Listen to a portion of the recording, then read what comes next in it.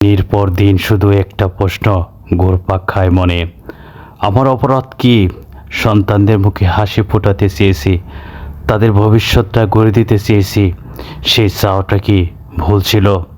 আমি একজন পিতা যে নিজের সুখ স্বাচ্ছন্দ্য বিসর্জন দিয়ে সন্তানদের মুখে আহার তুলে দিতে চায়, যে নিজের অধিকার থেকেও পিছিয়ে থেকেছে শুধুমাত্র মানবতার খাতিরে। অথচ আজ সেই আমাকেই দিনের পর দিন আকুতি মিনতি করে বলতে হয় আমার ন্যায্য প্রাপ্যটা দিন, আমার সন্তানগুলো বাঁচিয়ে রাখার সুযোগটা দিন। বড় বড় চেয়ারে বসা থাকা মানুষগুলো হয়তো দৃষ্টি রাখেন, কিন্তু দৃষ্টিতে হৃদয়ের অনুভূতি থাকে না। আমার কষ্টগুলো তাদের কাছে নিছক শব্দ হয়ে রয়ে যায়। তারা বোঝে না একজন অসহায় পিতার চোখের জলে কতটা কান্না জমে আছে।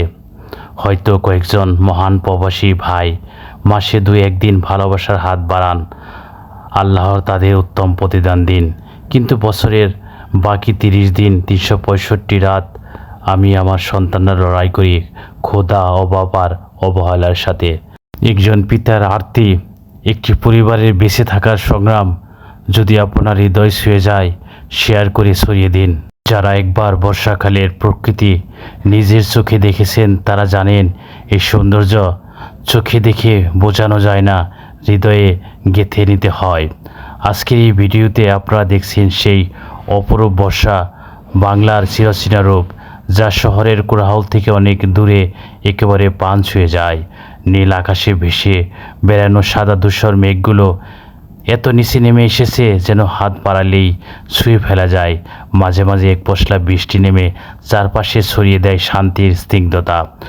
জমিনে জমে থাকা পানি, কাদায় মাখামাখি পথ, টিনের চালের বৃষ্টির শব্দ আর কাঁচা ঘরের ধোঁয়া সব মিলিয়ে এক অনন্য অনুভব। বৃষ্টিতে ভিজে ছোট শিশুগুলোর খেলা, কাঁচা রাস্তা ধরে হেঁটে যাওয়া গরুর পাল, গ্রামের ধান ক্ষেত, জমে থাকা বৃষ্টির পানি যেন প্রকৃতির আয়নার প্রতিফলিত এক স্বপ্নপুরী। এক রূপ, এক গন্ধ, এই শব্দ যারা একবার দেখে তারা আর কোনোদিন ভুলতে পারে না। এই হলো আমার সোনার বাংলার বর্ষাকাল। এক একটা দৃশ্য যেন কবিতার মতো হৃদয় ছুঁয়ে যায়। আপনারাও একটু মন থেকে অনুভব করার চেষ্টা করুন। হয়তো এই ভিডিওটুকুই আপনাকে গ্রামের মাটির গন্ধ মনে করিয়ে দিবে। যদি এই ভিডিওটি আপনার মন ছুঁয়ে যায় তাহলে শেয়ার করে অন্যদের দেখার সুযোগ করে দিন। এই বাংলার রূপ সব